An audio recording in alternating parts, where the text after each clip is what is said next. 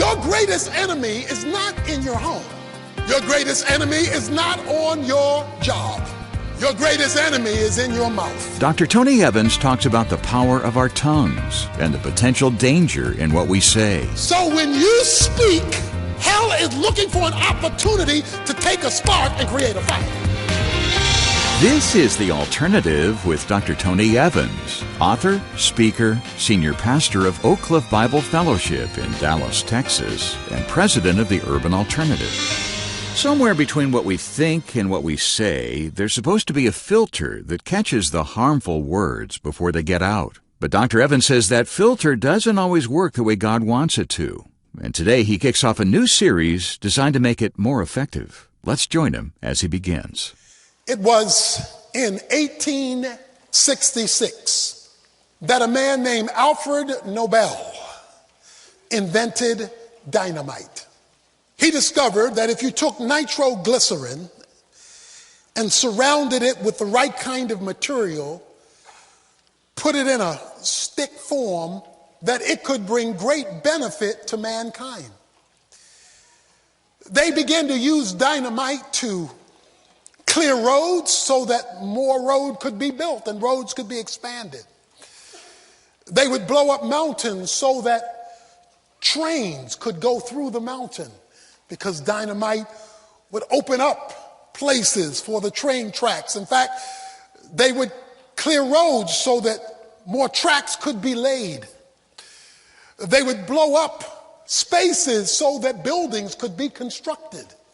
It was a great discovery about the power of dynamite and its ability to improve the convenience, the progress, and the livelihood of mankind. But it wasn't too long after that nations discovered we can use this for war. That the same dynamite that was created to build life and to build society could be used to destroy life and to bomb an enemy. And so dynamite became now used for military purposes and military operations in conflicts. So on the one hand, it could improve life, but on the other hand, it could destroy life. The Nobel Peace Prize was established because when Alfred Nobel saw that dynamite could be used to hurt, he wanted to leave his legacy of the money he got from creating dynamite for peace. And so the Nobel Peace Prize was established to award those men and women who had done unique things to bring people together and not blow folk up. Dynamite is very powerful. It can help you and make life better. It can hurt you and ruin your life. You and I have dynamite, and it's in your dentures. Everyone in here has access to dynamite. Explosive power that can destroy or that can construct. It's dynamite in your dentures. Your greatest enemy is not in your home. Your greatest enemy is not on your job. Your greatest enemy is in your mouth. Because when you discover about the power and the use and non-use of the tongue, you'll have a whole different view of the muscle in your mouth. Let me write that down. I can make that a title. That 3-inch muscle in your mouth is dynamite in your dentures. In this series, we want to look at something that my mother would tell me, and many of your mothers told you, boy, you better watch your mouth. You better watch your mouth. Sometimes she'd tell me to wash my mouth out with soap, because there was something about what I was saying or how I was saying it that was unacceptable. Some of us are where we are today because somebody spoke life into us. Some of us are where we are today because somebody has spoken death to us. There's some here today who have not yet recovered from the dynamite blast you were hit with as a child. You're still trying to rebuild what was torn down because of what somebody said. There are others of us who've had new roads, new opportunities, because somebody believed in us enough to speak life into our existence. What you have in your mouth is no small thing. It can blow up for good or it can blow up for bad. There are couples here who have gotten divorced or who are contemplating divorce because every day, all day, you're throwing bombs, sticks of dynamite that is blowing up the relationship. Because of a word said, some of us here have not recovered from what mother said, dad said, uncle said, brother said, sister said, and you still carry that in your mind and say, I'll never forgive you for that. There are folks who haven't spoken to loved ones for years because the blast was too big and the pain was too great. So the Apostle James takes the first 12 verses of his epistle to give the most extensive statement in the Bible on the tongue, or the speech, or the use of words, or what you do with your mouth.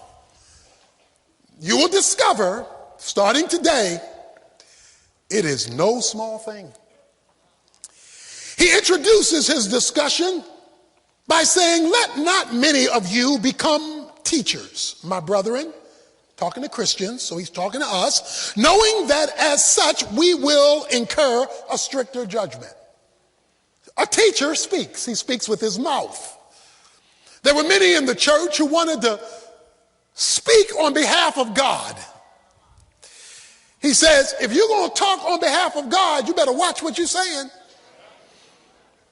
Because what you say and what God says better be the same thing, because you will incur a greater judgment. You will have higher accountability because you brought me into the conversation. So if you're going to bring me up, make sure you straighten what you're saying. Because if you want to speak for me, about me, then you better make sure it's true to me, for you will receive the stricter judgment.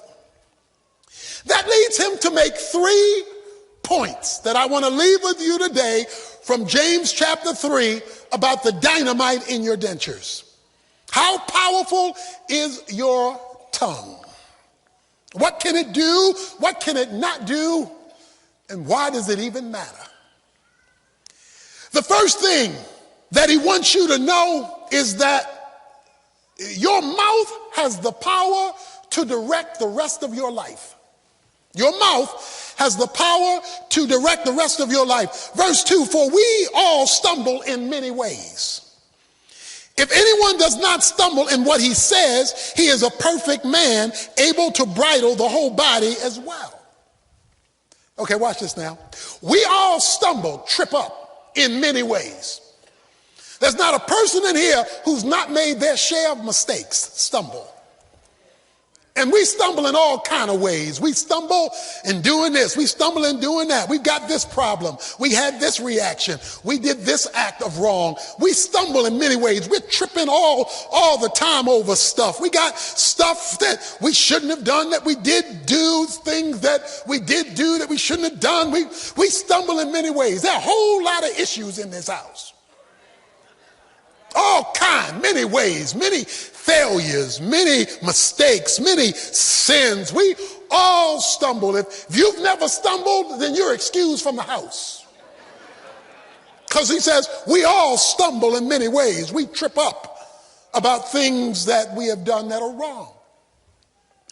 But having made this broad statement that we all have failures in our lives, stumbles, he says, but to the person who does not stumble in what he says, he is a perfect, that is a mature man, a mature Christian, able to bridle the whole body as well. That's deep. He says you trip over that. Maybe you tripped in handling your money. Maybe you tripped in your relationships. Maybe you tripped on your job. You've tripped in many ways. You're trying to fix this problem in your life, fix this problem in your life, fix that problem in your life. You got all these issues going on in your life because we all stumble in many ways. But then he says, but if I can ever get your tongue right, this one thing, you will be able to deal with all the other things you're tripping over. He says, give me your lips and I'll run your life. Give me your lips, give me your mouth, and you will bridle, bring under control the rest of you. So whatever else is wrong in your life, and the many things that are wrong in my life and your life, he says, just give me one thing, and I'll cover the rest of you.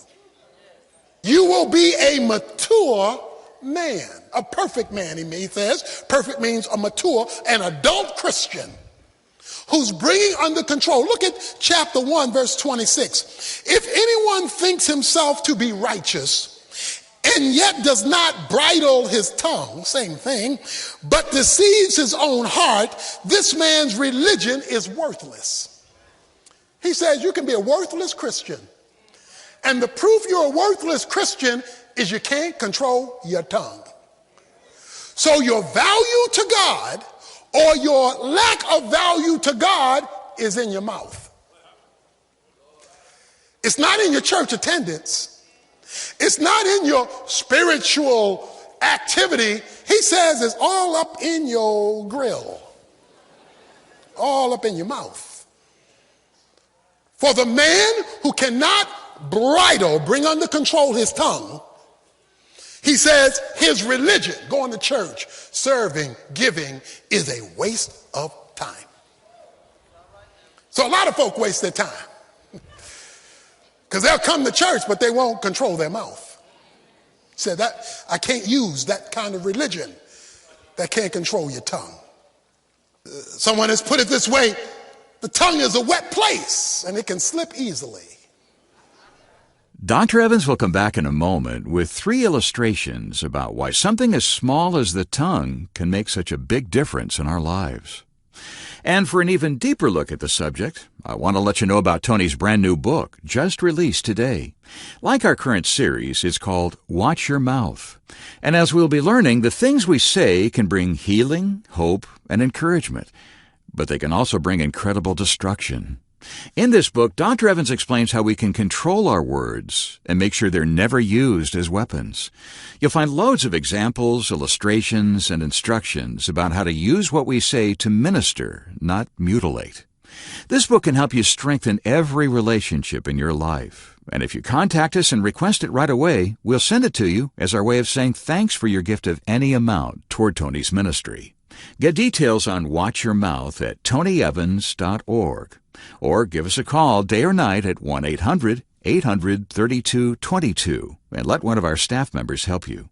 That's 1-800-800-3222. Now let's get back to our message. Here's Dr. Evans. Verse 3 and 4. Now if we put bits in the horses' mouths so that they will obey us, we direct their entire body as well. Look at the ships also. Though they are great and are driven by strong winds, are still directed by a very small rudder wherever the inclination of the pilot desires.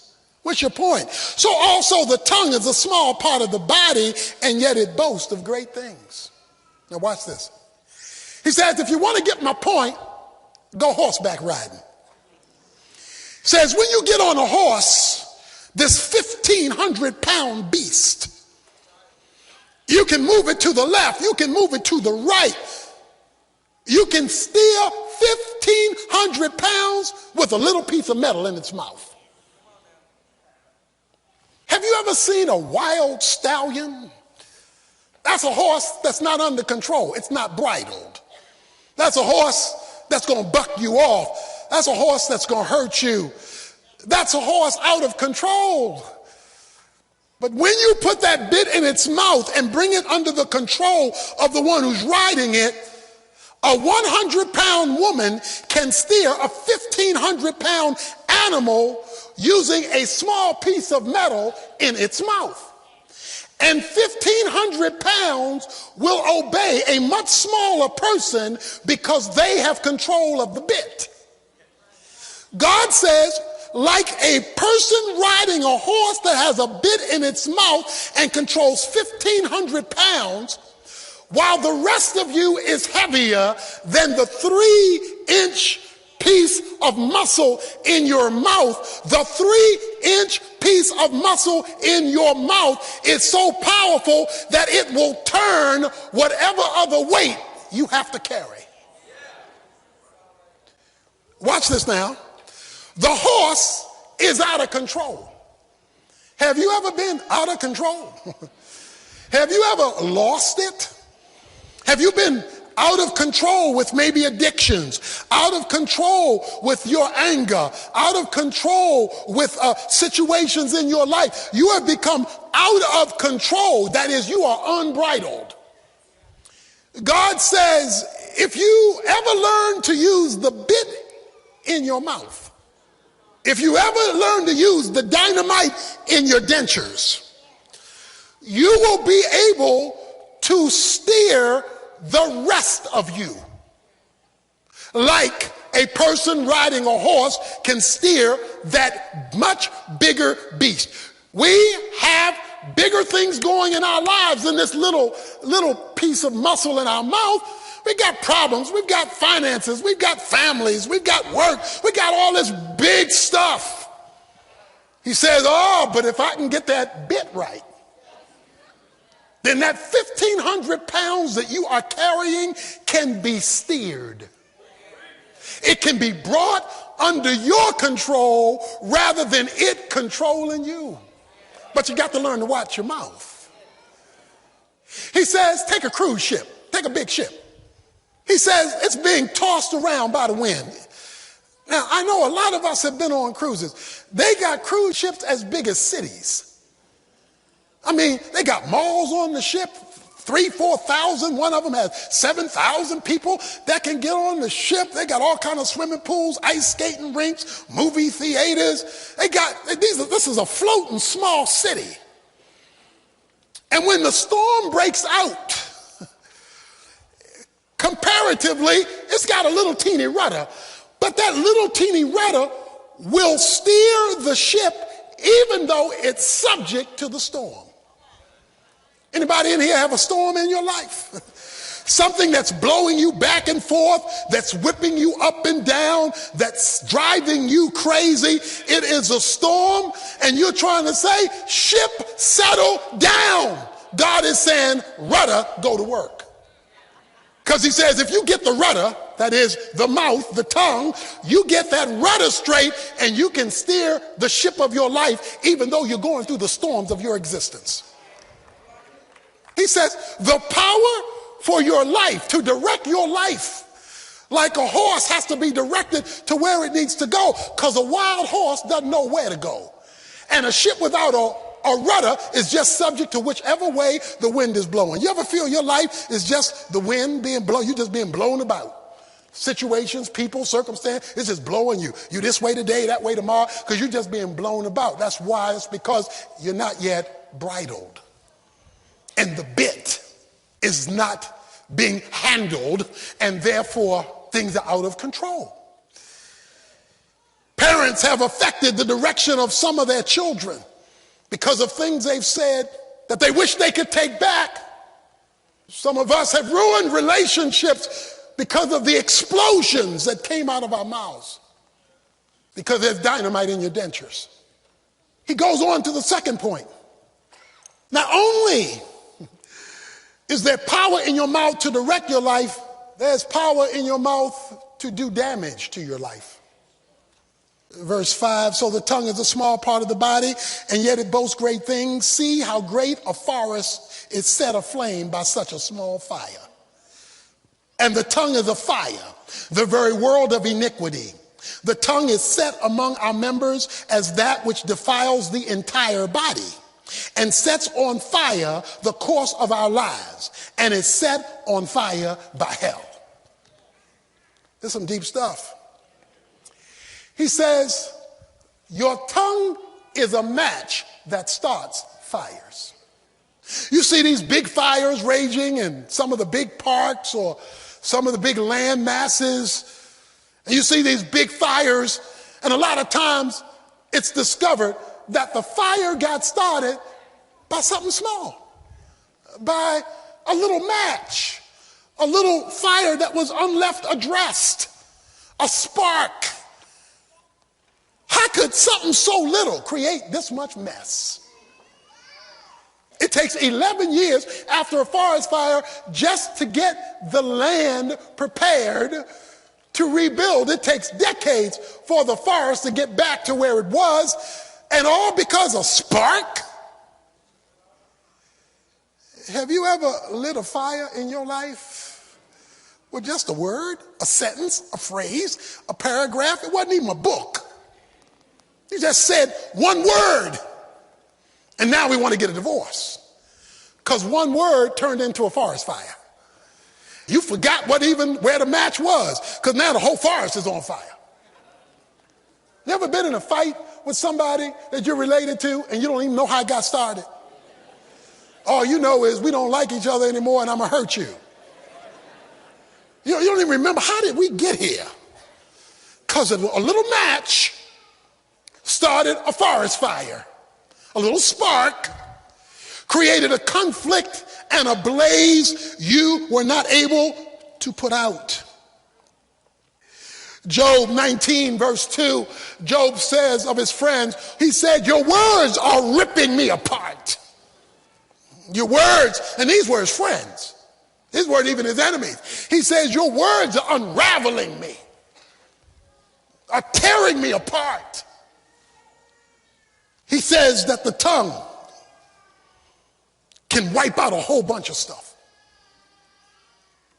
Why can words do all that?